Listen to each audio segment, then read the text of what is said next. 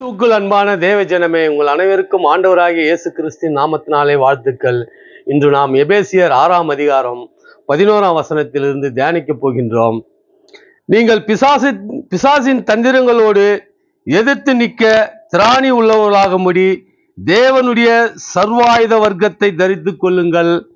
ஏனெனில் மாம்சத்தோடும் இரத்தத்தோடும் அல்ல, துரைத்தனங்களோடும் அதிகாரங்களோடும் இப்பிரபஞ்சத்தின் அந்தகார லோகாதிபதிகளோடும் வானமண்டங்களில் உள்ள பொல்லாத ஆவிகளோடும் சேனைகளோடும் நமக்கு போராட்டம் உண்டு.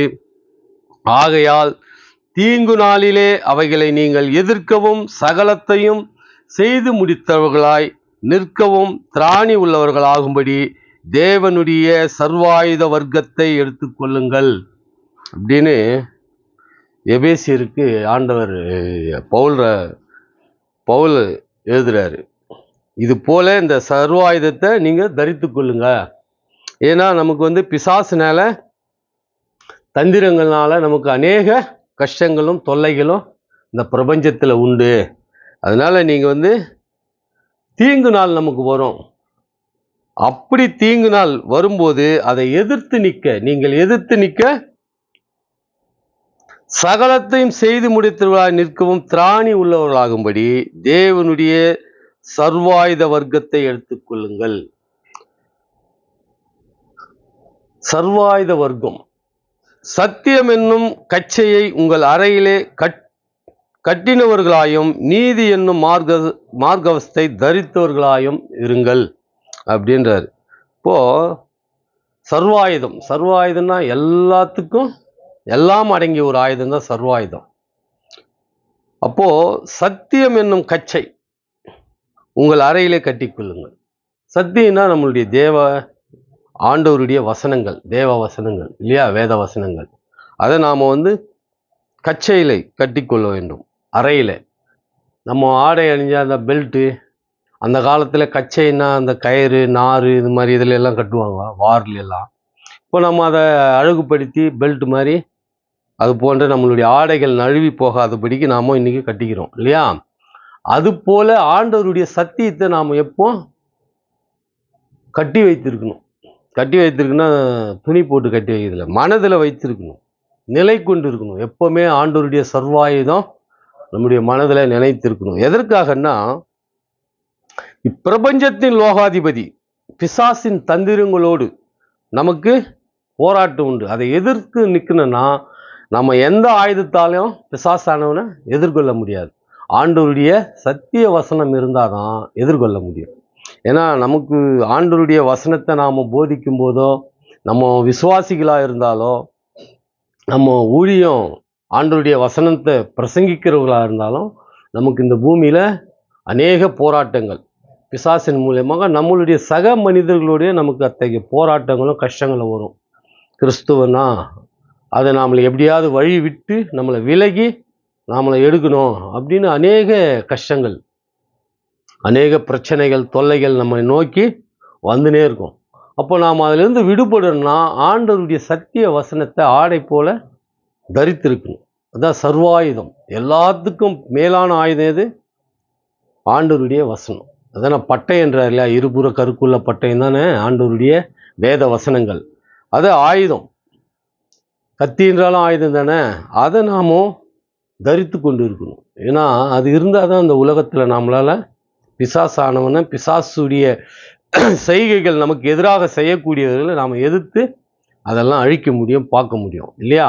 அது இல்லைன்னா, ஆண்டவருடைய வசனம் நற்குணங்கள் நம்மக்கிட்ட இல்லைன்னா நம்மளால் அத்தகைய செயல்களெல்லாம் செய்ய முடியாது. அதுக்கு அவர் என்ன சொல்றாருன்னா,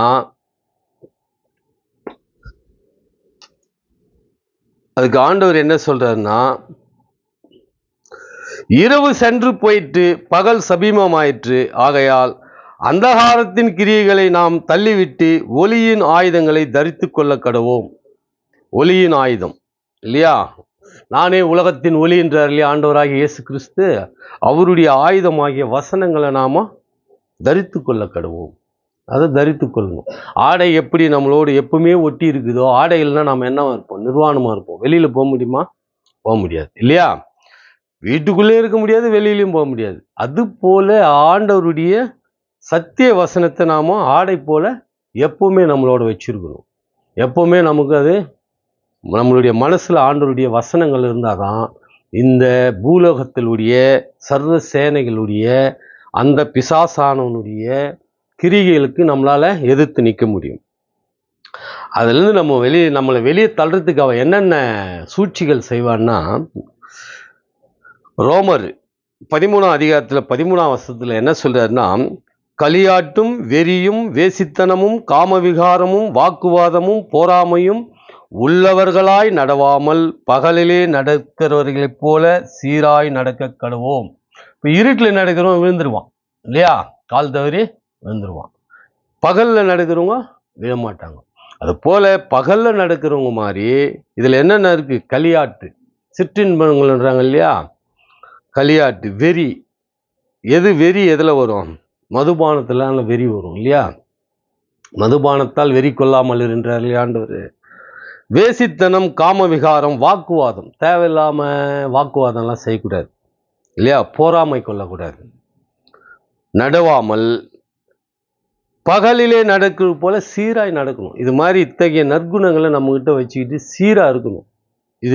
இத்தகைய செயல்களை விட்டுட்டு நற்குணங்களை வச்சுக்கணும். ஆண்டவருடைய சத்திய வசனம் இருந்தா இத்தகைய அசுத்தமான எண்ணங்கள் நம் மனதில் இருக்காது. ஆண்டவர் நம் மனதில் இருந்தா இத்தகைய அசுத்தமான எண்ணங்கள் நம் மனதில் இருக்காது. இத்தகைய அசுத்தமான எண்ணங்கள் இருந்தா பிசாசானவனுடைய ஆட்கள் எல்லாம் இருக்காங்க இல்லையா, அத்தகைய சிந்தனை உள்ளவர்கள், ஆட்கள்னா அவர்களுக்கு தனி ஆட்கள் இல்லை, அத்தகைய சிந்தனை உள்ளவர்கள் நம்மளோடு இருக்கிறவர்கள் இத்தகைய செயல்களுக்கு நம்மளை அழைப்பாங்க. நாம் அதில் இச்சைப்பட்டு போயிட்டோம்னா நாம பிசாசு நம்மளை ஜெயிச்சிருவான் இல்லையா. இப்போ இத்தகைய தீய செயல்களை விட்டு நாம் விலகி இருந்தோம்னா அவன் நம்மளை ஒன்றும் பண்ண முடியாதுன்னு ஆண்டவர் அவ்வளோ தெளிவாக நமக்கு சொல்றார். அதனால இந்த மாதிரி துர்ரீட்சைக்கு இடமாக உடலை பேணாமல் இருந்து